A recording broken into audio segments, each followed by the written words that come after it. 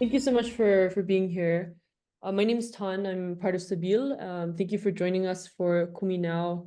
We have our usual audience here today, and probably more will soon join later.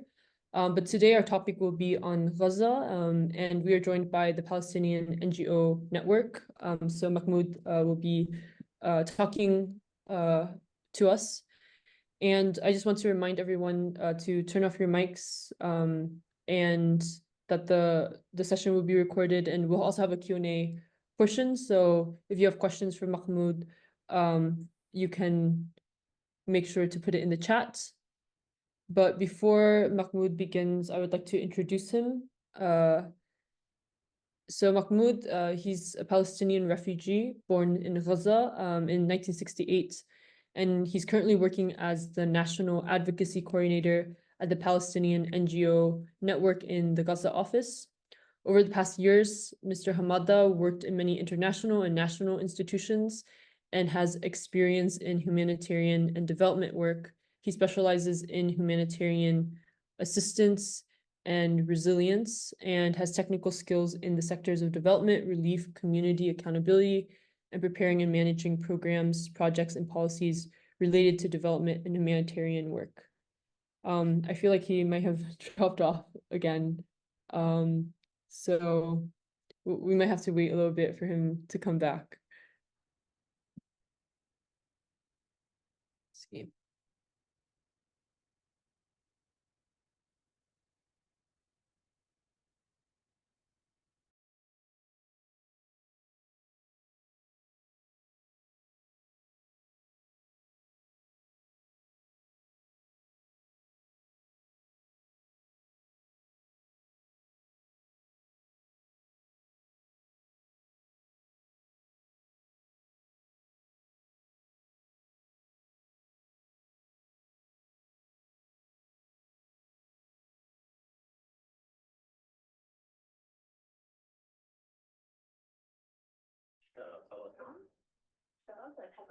I think he has okay, Mahmoud, can you hear us?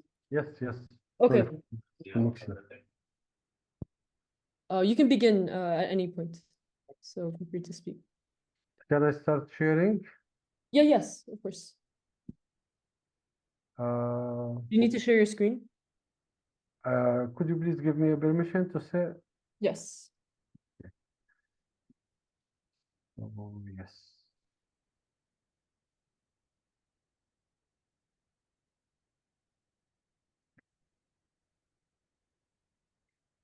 Can you see my screen now? Yes, we can. Okay. So this study has been commissioned by Bingo and the United Nations Development Program to assess the organizations in Gaza after starting of the genocidal war since October 7th. And in fact, this study has been done during March, April, and presented in May. So the results which I'm going to present now, some of them, the figures has been actually multiplied several times. So if you need further information later, we can discuss. We have an updated figures, and we can show later in the discussion.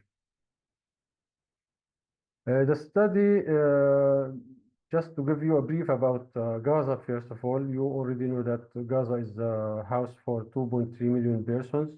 80% of them, or 75% of them, are refugees already. 80% of the total population of Gaza are dependent on international humanitarian aid. And Gaza has actually faced several attacks and aggression since many years. And since October 7, we have faced huge damage in life, infrastructure, displacement, and the civil society organizations have also faced a lot of destruction, a lot of difficulties to provide services. Number of civil society in Gaza, I don't want to take a long of time, but historically, the civil society organization in Gaza has been, in Palestine in general, has been the core provider for services during the occupation, prior the occupation, and after the establishment of the Palestinian Authority in 1993. So the civil society organization were providing health services, education services, social protection services, and it has been very functional and proved to provide the Palestinian who are in need with the basic services. After 2007, with the Palestinian political split between Gaza and the West Bank, also the Palestinian civil society has been affected severely with this division, but continues to provide services with the challenges they have. And during the absence of central government to support Palestinian citizens, the civil society organization continue to deliver services to the education, health, water and sanitation, and also food security to the affected communities. The number of civil society organizations, the registered one in Gaza, almost 980 out of almost 4,000 NGOs registered in the Palestinian society, in the Palestinian Ministry of Interior. So these 980 organizations, not of them are active, but 10% to 15% from them are really active and provide services to the communities.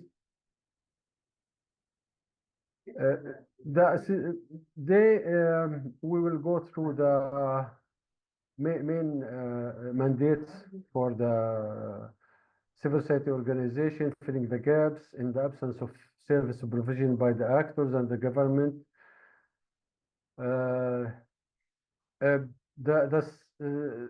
We'll go into the study itself. We have used mixed methodologies, including focus group discussions, key informant interviews, and also online survey. And since the organizations were not active and it was very hard to reach them, and there was very and great difficulties connected to the internet and communication, we have a field surveyor who were able to communicate and reach the representative from civil society organization to proceed with the surveys. The assessment itself has two main parts. First of all, the first one was focusing on the damage of the assets of the organization structures, and the second aspect was on discussing and study the functionality aspects of the organization. So the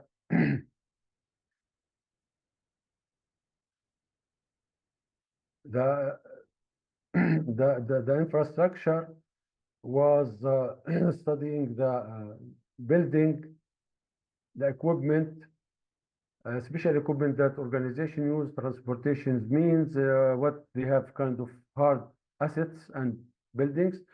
The functionality addressed the governance, human resources, financial management, procurement, programming, communication, safety and security of the staff and assets, monitoring and evaluation, learning, accountability, and access to information and data.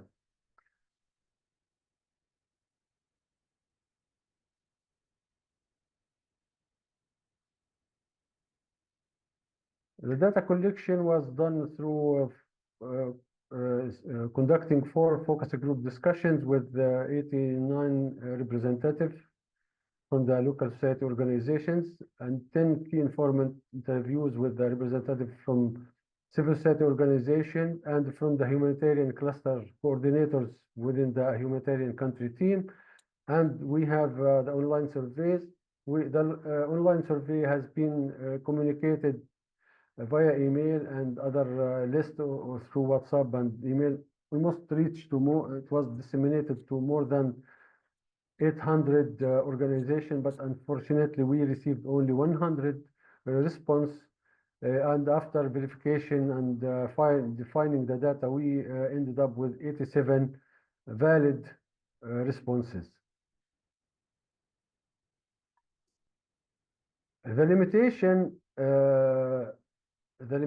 was that there was difficulty in reaching representatives from the civil society organization due to the war, of course, safety and security, lack of communications, limited response also due to the lack of internet and disconnection of the internet.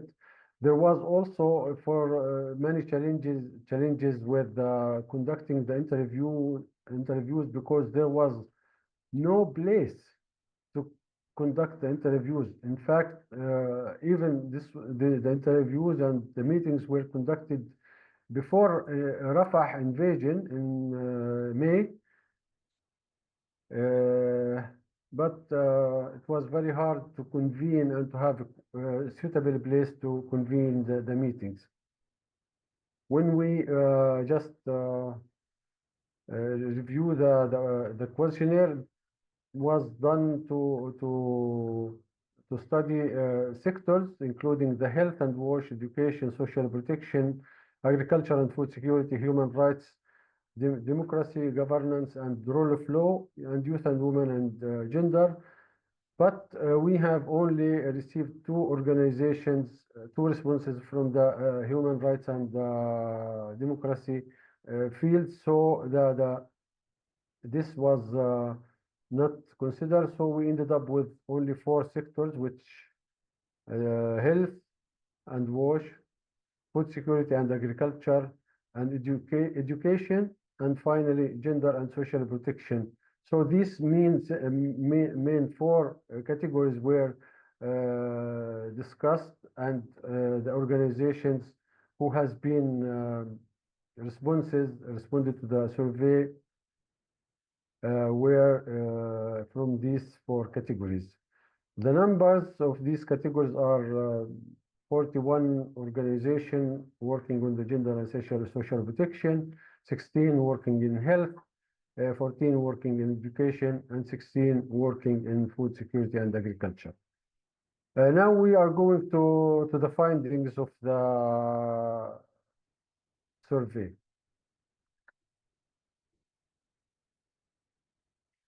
The damages in office and facilities. 75% of the organization who were subject to answer, this was during up to the end of almost end of April. 75% actually has faced damage to their premises and also to their equipment. But now, after Rafah incursions, the percentage of damages to the organizations, so after we made some updates and communication with some of the organizations, the damages reached to 84% of these organizations. Out of them, 50% of the organization actually faced total destruction for their premises or severe destruction that cannot be repaired. So half of the organization have completely their structural damages, including the equipment and special equipment, transportation, information technology, computers, communication tools, and everything has been lost and damaged. 40 organizations actually reported that they have partial damage in their offices out of the 87, but some of them were fortunate that 5 only have actually no damage occurred to their offices and equipment.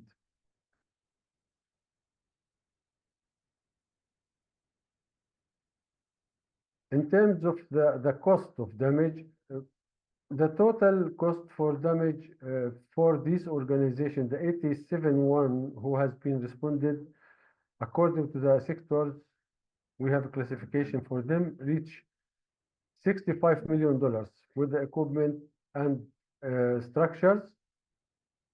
But in fact, this number has, as I mentioned earlier, is just only up to April 2024. So it has been past now almost more than 7 months. And Rafah has been attacked, and there has been huge demolition, and attacks continues and go on in the whole area of Gaza Strip.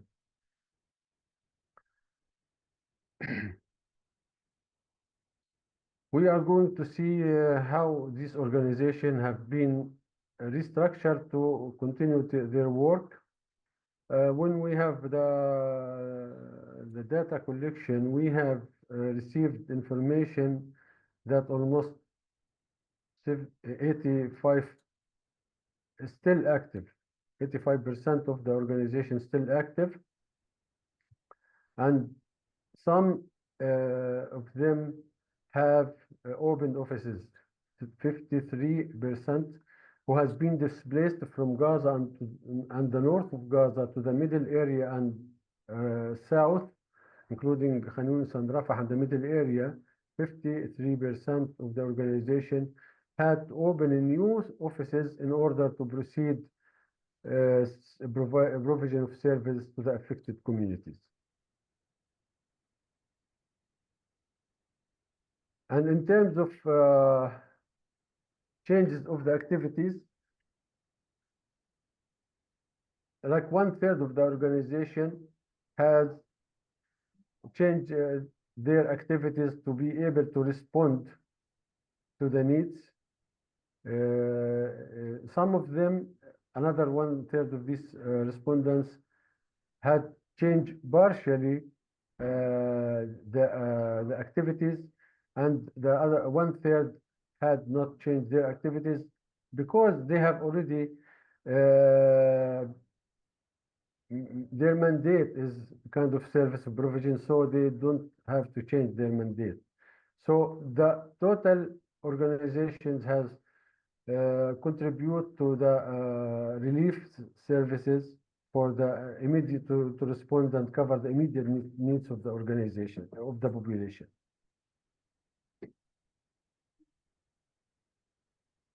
We are going to discuss the functionality of the organizations. As we mentioned earlier, the aspects of the functionalities.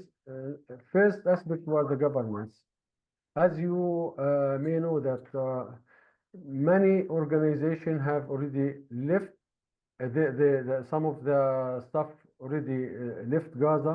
Some staff has been injured or murdered by the attacks from the Israeli occupation forces, from the bombardment from air, sea, and land. So the governance aspect has been affected. Fortunately,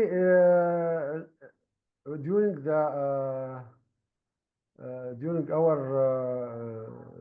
study and meetings, we find that the organization had overcome the challenges related to the governance issues, and more than 80% of the organizations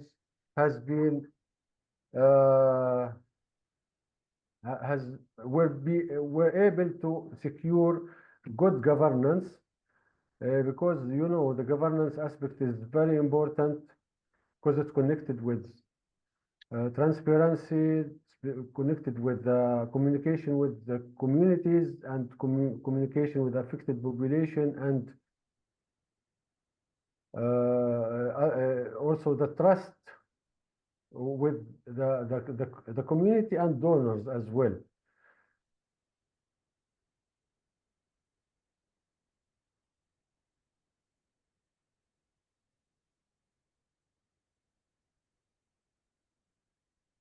When in terms of human resources losses in the organization, There has been some organization have losses in the board of directors, some have losses in the staff, some has losses in the volunteers. Lately, we from the local and national organization, we have received reports for about 240 employees and board members has been killed as a result of the Israeli attacks. So this number is only from the local organization, not from the other even Palestinian nationals who are working with the international or UN organization. We studied here the staff who have been travel or forced to evacuate, some of them to Egypt. Also from the board of directors, this was in terms of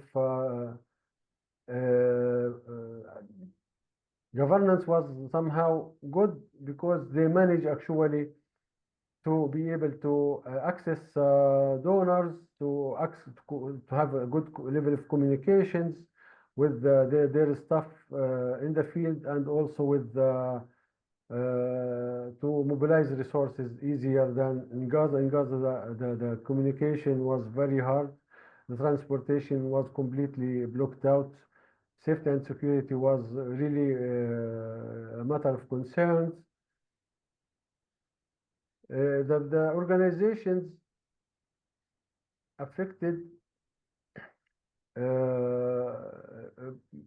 by two levels. By the board of directors and the employees. So there has been different layers of the loss of the individuals.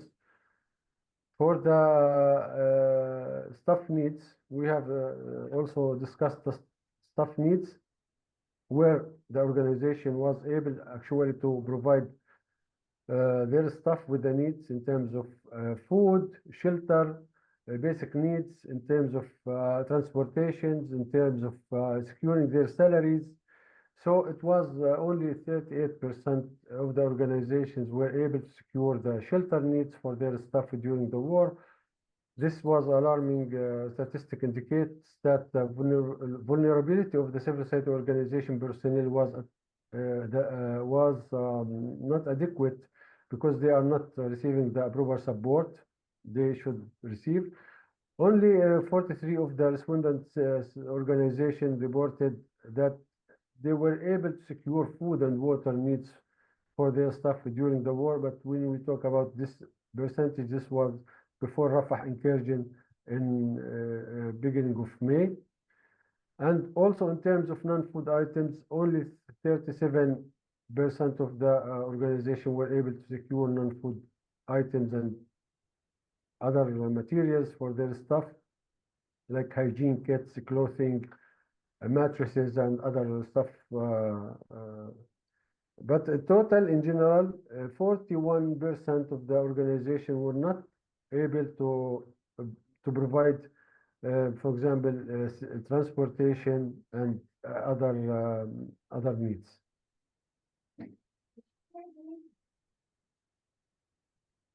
In terms of human resources, we already mentioned about the needs. For the protection and security, it's also was a major concern, since the organization themselves was not able to protect the organization itself, or to provide protection for and safety for their staff. So 47 civil society organizations reported being able to provide protection for their staff while working. So this is also alarming indicators and underscores the risks faced by aid workers and the humanitarian personnel who dedicate their lives to providing assistance in this kind of very dangerous and unstable environment.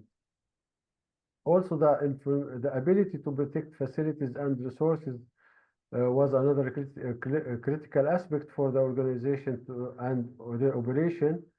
Only 30% of the organization indicates that they could safeguard their facilities and resources during the wartime, but the other were not able to have such kind of protection. Furthermore, 43% of the organization indicated they could provide some form of a protection for the beneficiaries, which means that they can provide some kind of a protection to the beneficiaries. Fortunately, but this has been also other complicated issue since the most of the shelters, including schools and other informal shelter, has been targeted by Israeli Air Force with rockets and bombs, and we have seen a huge number of casualties being reported from these attacks. We discussed also the financial resources aspects within the functionality of the organizations. 55 organizations were able to pay their staff salaries, and survey also highlighted that 74% of the CSOs, they were able to implement financial measures and control measures and restrictions, while only 49% of the organization were able to disperse and deposit funds from their bank accounts. And this has been completely blocked out after Rafah incursions, because Rafah banks has been completely closed. Khan Younis Bank, the banks in Khan Younis were also closed. Then the only functioning bank was the Bank of Palestine in the middle area. So organizations were not able actually to do financial transactions except the ones who have been located in the middle area of Deir al-Balah. For the procurement aspects, 69% reported that they were able to implement control over the supplies, and indicating that degree of oversight and efficiency, where 61% expressed confidence in their operation and in their ability to protect and secure supplies. However, and this was good, but the supply chain security measures was not protected good due to the lack of security situation on the ground. Furthermore, 67 of the CSO reported that their ability to store supplies, suggesting high challenges related with the storage facilities and inventory management practices. So it was not easy actually to procure goods and store them safely. Moving to the program management.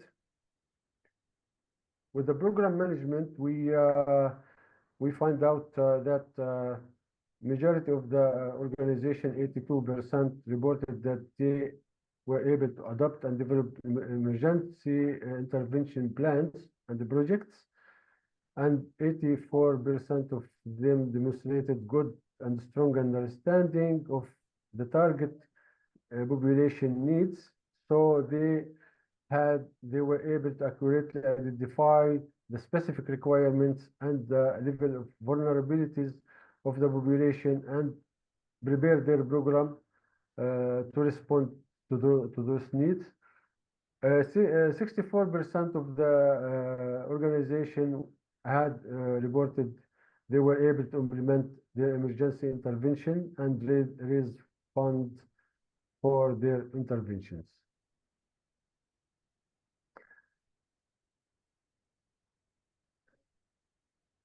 The general from the whole program management shows that most of the aspects of the program management were good, except where the organization was able to raise funds for its interventions. It was the lowest aspect because when we talk about this one, it's because some donors has stopped without notice their funding. Some even ask civil society organization not to spend any money from their current projects, which has been already funded before. So this actually was a very severe restriction on the organizations to proceed with raising funds for their programs and activities.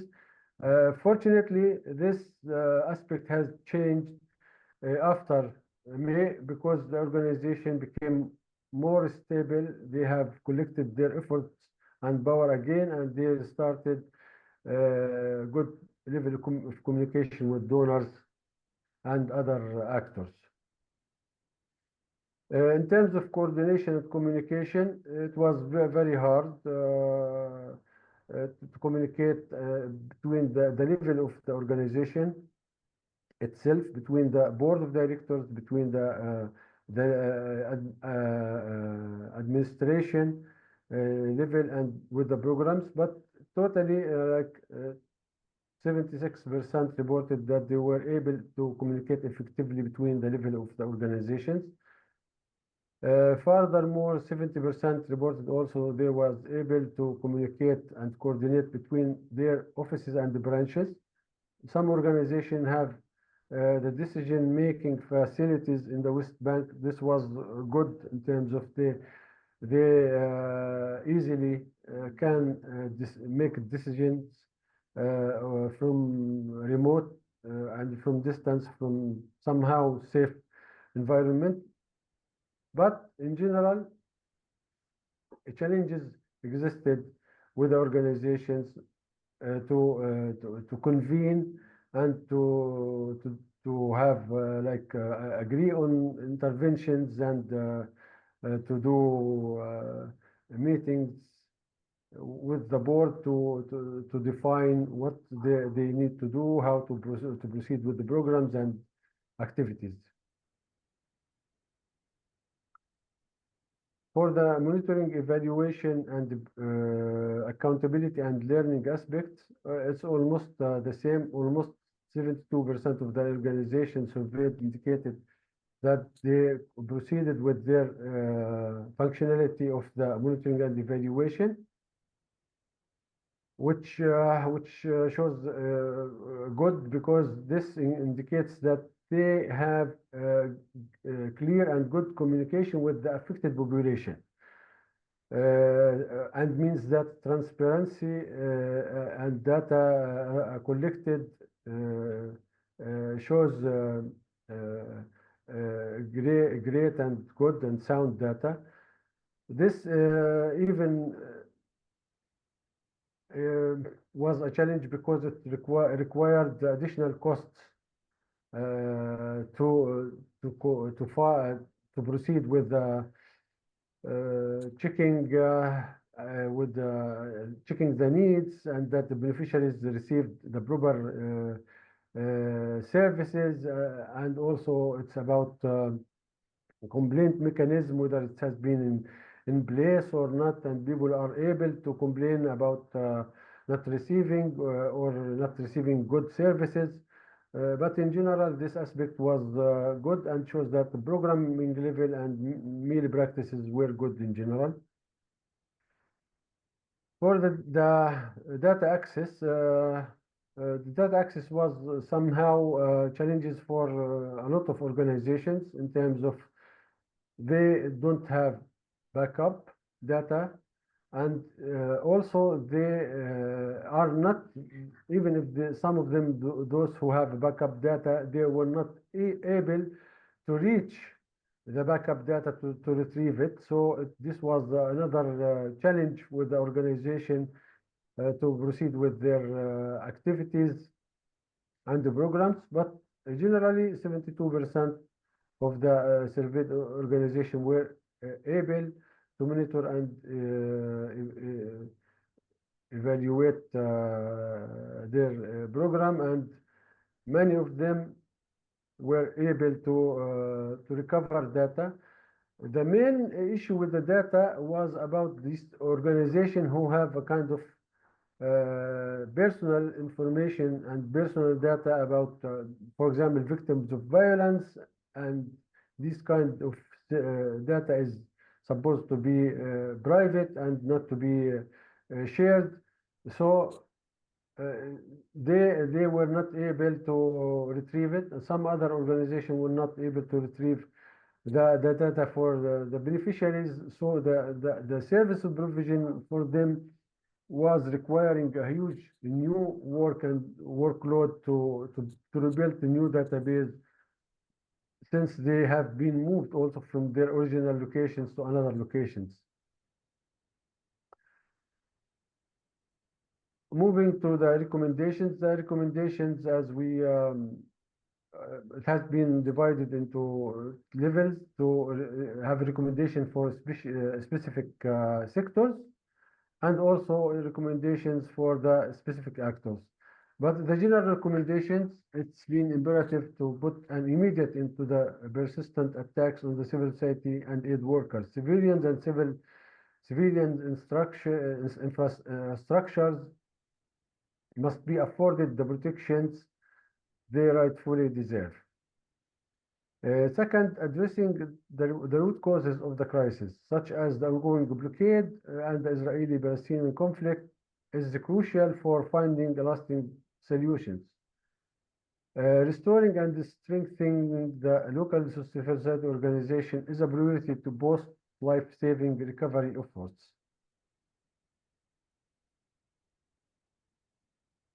For the also needs of the recommendations for the civil society to restore access to data, update beneficiaries' data, improve the coordination and sharing information, focus on recovery and resilience building, investment in long-term solutions, document the lesson learned to inform future emergency preparedness and response efforts. Recommendation to donors, due to the nature and scale of the war in Gaza, restrictions on funding need to be relaxed with more flexibility offered to the local civil society organizations, especially those who were impacted by the war in terms of their facilities, in terms of infrastructure, buildings, offices, staff also. Local civil society organization to be prioritized with the benefit from recovery and rehabilitation grants and funding allocations related to construction and capacity building should be increased. Donors are encouraged to initiate long-term relations with the local civil society organizations to invest in their capacities and form a safety network to ensure that their continuation and sustainability. We have another recommendation to the international organizations who are working, and international and UN organizations. International organizations require to relax their requirements in terms of reporting and meal. On the other hand, NGOs are invited to invest more in building local capacities and enhancing the civil society organization to attract and retrain talents. Here is when we talk about this, because what is happening that national organizations are building their staff capacities, having them for long term, and what is going now on the ground that international organization coming to Gaza and offer high salaries and benefits, so local organization staff start to move from their organization to the international organizations. So this should be also addressed with the international organization. Second is to promote localization and civil society organization resilience through consulting with the local and national civil society organization, listening to their needs and requirements. NGOs also require to increase the cost sharing and administrative cost to to dedicated local civil society organizations. CSO's current state of funding calls upon international organizations to step back and allow more space for local organizations to compete for the available funding opportunities. Support with expertise from NGOs required in this regard. Donors and UN agencies and international organizations recommended to promote local networks and consortiums to encourage fruitful coordination mechanisms and secure and sound sharing of information.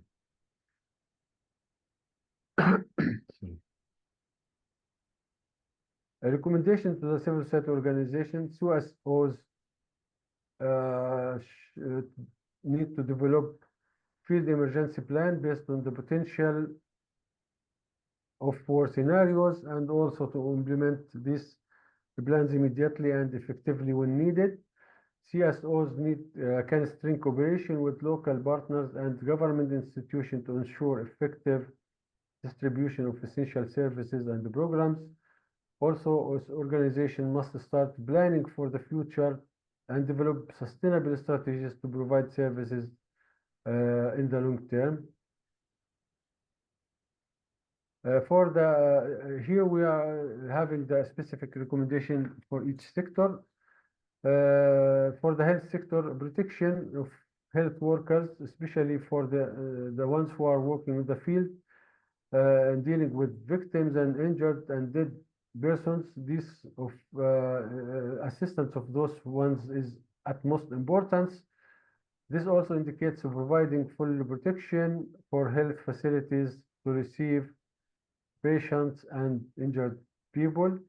Prioritize the mental health and psychosocial support services for both health care workers and also the affected population. The war has caused widespread trauma, and addressing mental health needs is crucial for recovery. Advocate for increased funding and resources to rebuild damaged health infrastructures, procure essential medical supplies, and address the shortages of healthcare workers. Finally, invest in capacity building and training for care workers to enhance their skills in emergency response, trauma care, and HPSS.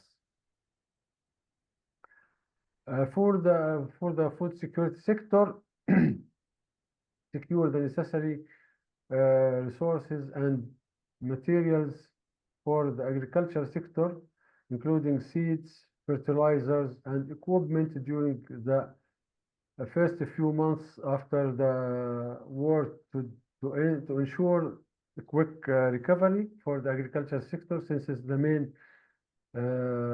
food supply.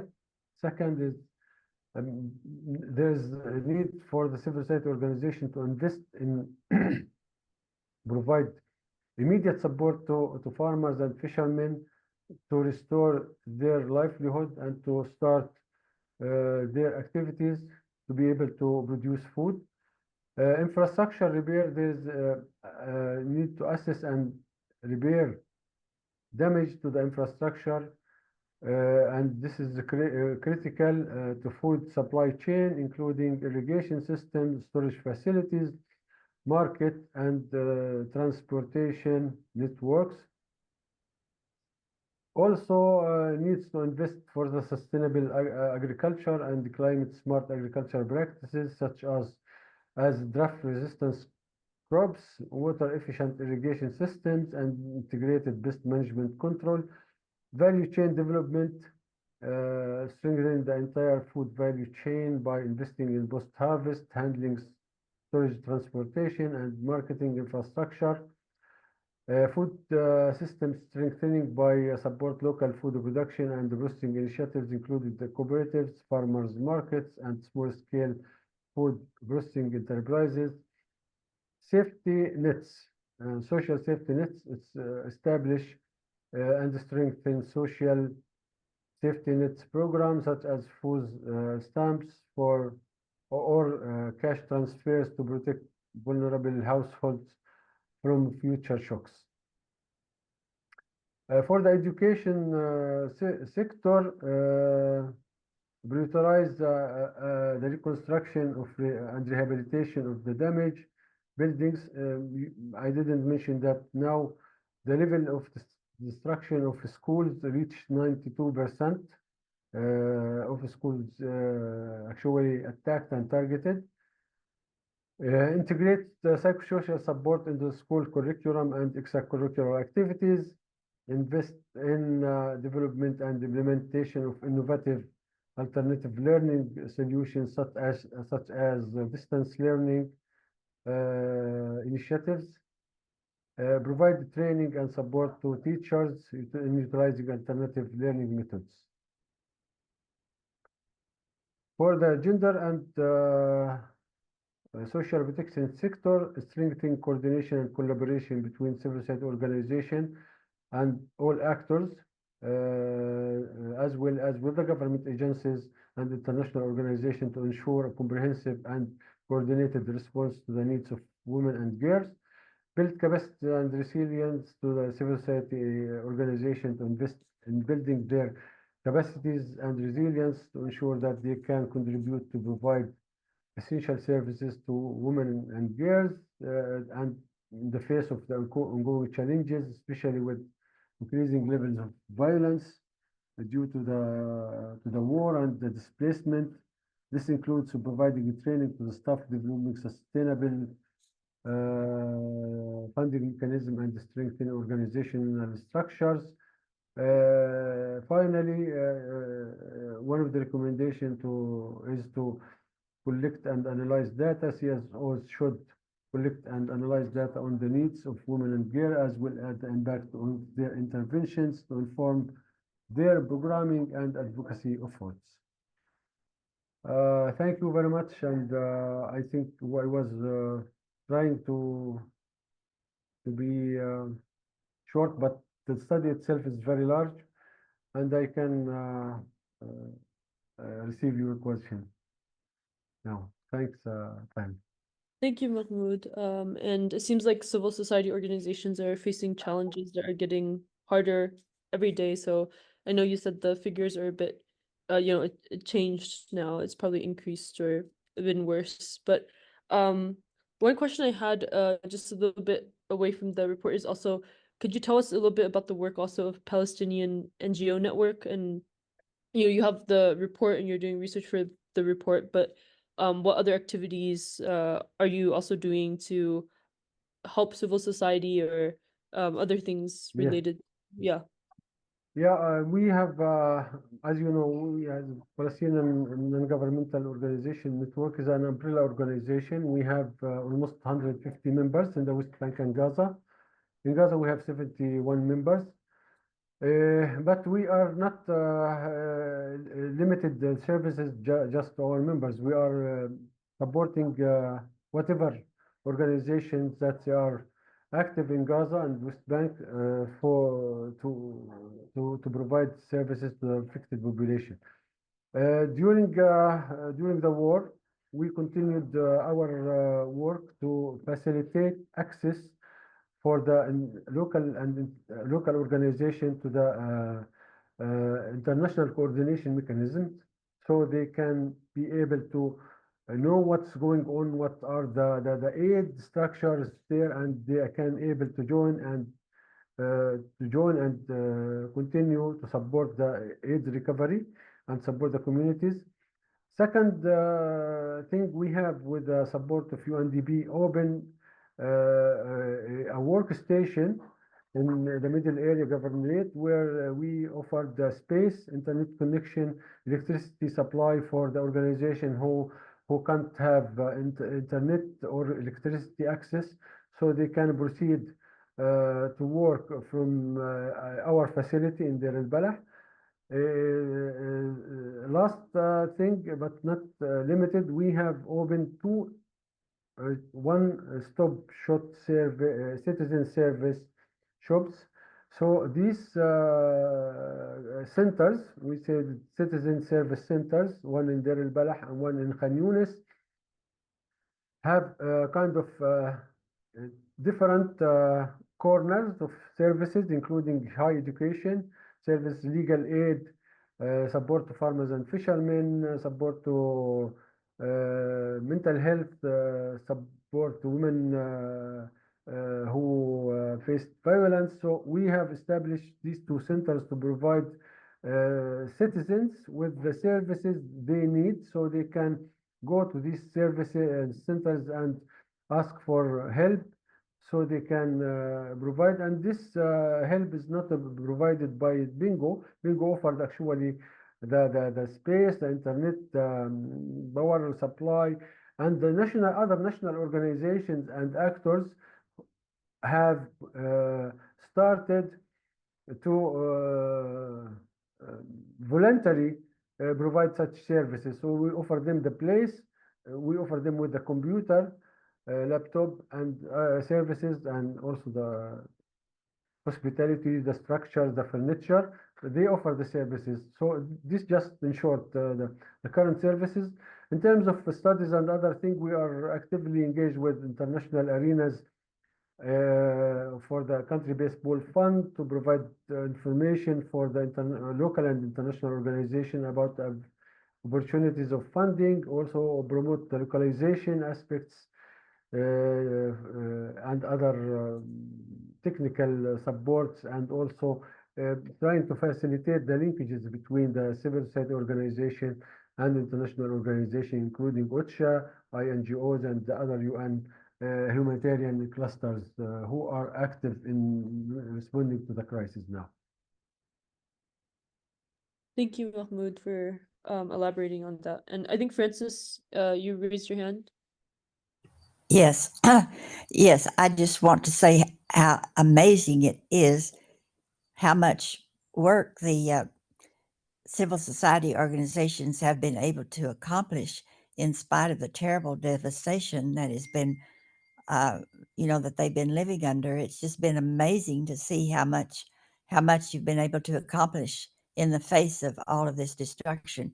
And I so appreciate your sharing all this with us. I'm just really amazed at this work. Just thank you so much for sharing it with us. Most welcome. Thank you very much. Yeah, related to that, Randy in the chat has asked if the report is available to the public. And then also, he also has a comment that says it has been estimated to take 85 years to rebuild Gaza at current funding levels. And so he was just wondering your comments and opinion on that, and whether that's true. What would it take for Gaza to be rebuilt? Yeah, building Gaza would require really huge efforts from local and international community. The level of destruction is unbelievable, devastating, and really, when we talk about 85% of the total building of Gaza are now irreparable, so they cannot be repaired. With the debris removal issues, it's really challenges, because when we talk about more than 41 million tons of rubble need to be removed, it's really a huge quantities. And not just only the removal itself, but there is the challenges with the debris itself, because it has contagious hazardous materials, including unexploded ordinances, explosive remnant of war. There are body remains of the people who have not been yet removed from the building, who has been damaged. There also people belongings. Some people already, like, they have their money, savings, they have still in the demolished ground. So this is really huge.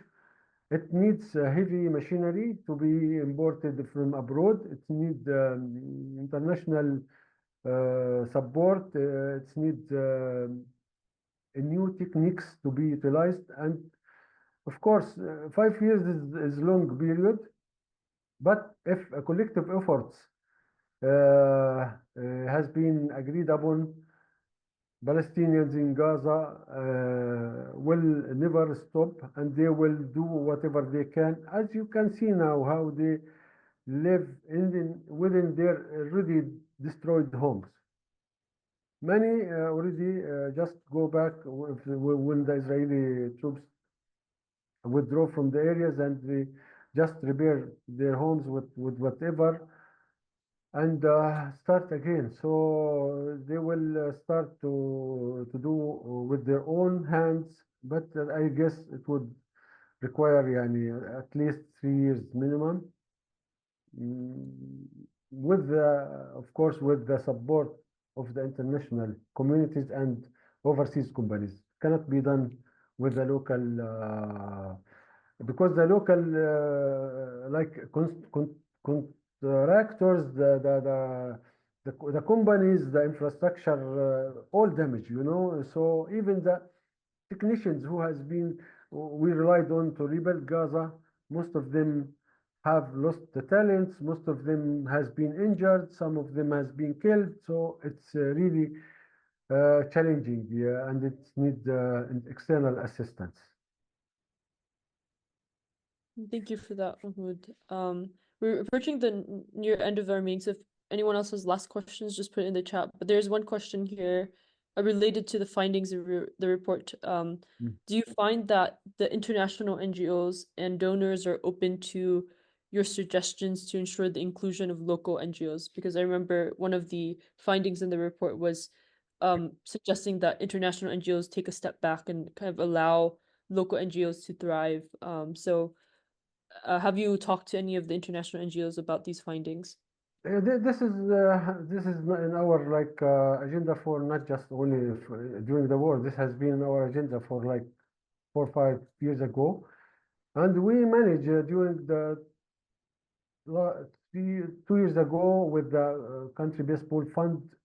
All UN organizations were blocked from applying for grants from the country-based pool fund. So this was one success. However, now with the size of the crisis, all organization, local, international, who has due diligence and who can apply, we will apply. So, but in general, we have communicated this, and we will continue to communicate this with all actors, with all international organizations, and we still have this on our agenda, and we continue to do it. And we have support from international organization also to proceed with that. So many have good understanding of the benefit of the localization and benefit of the funding to be fair and equal to the local society, because it's cheaper actually to support the local organization. It's also more efficient and reach to the proper population fast enough, timely manner, and also to the higher number of affected community. Thank you. And if there's any last comments you want to leave our audience in terms of actions that we can take to support the findings of the report, please let us know. I have just the tons of rubbles now is 41 million tons. Just to answer one question in the chat. I think we all need international efforts to go and support and to push for a ceasefire. Continuing this massacres and genocide is really unacceptable in front of the whole world. It's just killing innocent people. 70% of the people who are dying with the direct attacks are women and children. The other 30 are civilians as well. Men, old women, it's like even youth and girl and youth and old men. So civilians, we have seen يعني attacks and really I'm fortunate because I was able to leave Gaza in end of April because I have my son is a cancer patient, so he was able to travel in January with his mother, and I followed with the rest of the family. I was lucky end of April, so just before the Rafah crossing was closed, but I was it was not my intention to leave Gaza. I rather want to continue there, to die there, and whatever is possible. But we need ceasefire now. People are 100 casualties, 100 dead at least every day. Every single move is like account, and every person it's a life. It's not just the numbers. Today I have received the casualties level numbers from the Ministry of Health. 41,252 persons killed, and there are other 6 or 7,000 still reported lost, either under the rubble or unknown. We have more than 91,000 injured, and these have severe injuries. More than 10,000 cancer patients need to travel abroad for treatment. So the challenges and the suffering is really يعني disastrous, and I really can't talk more about the challenges people facing there, because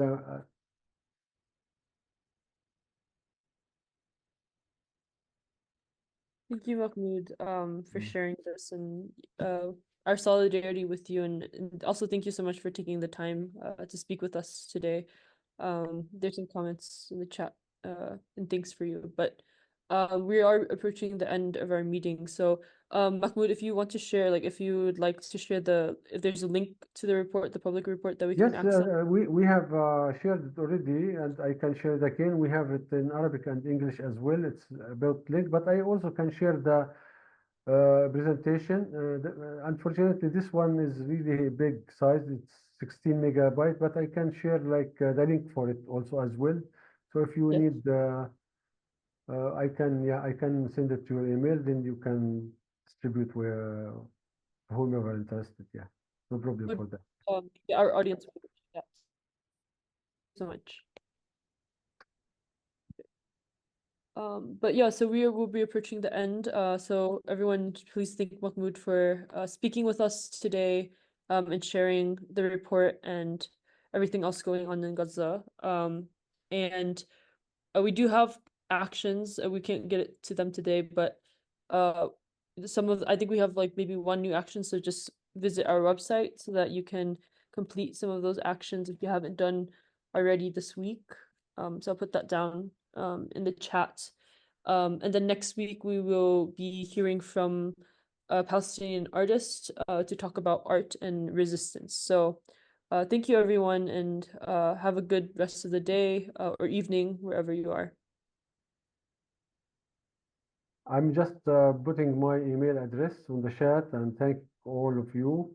So if you need any information, please feel free to contact me.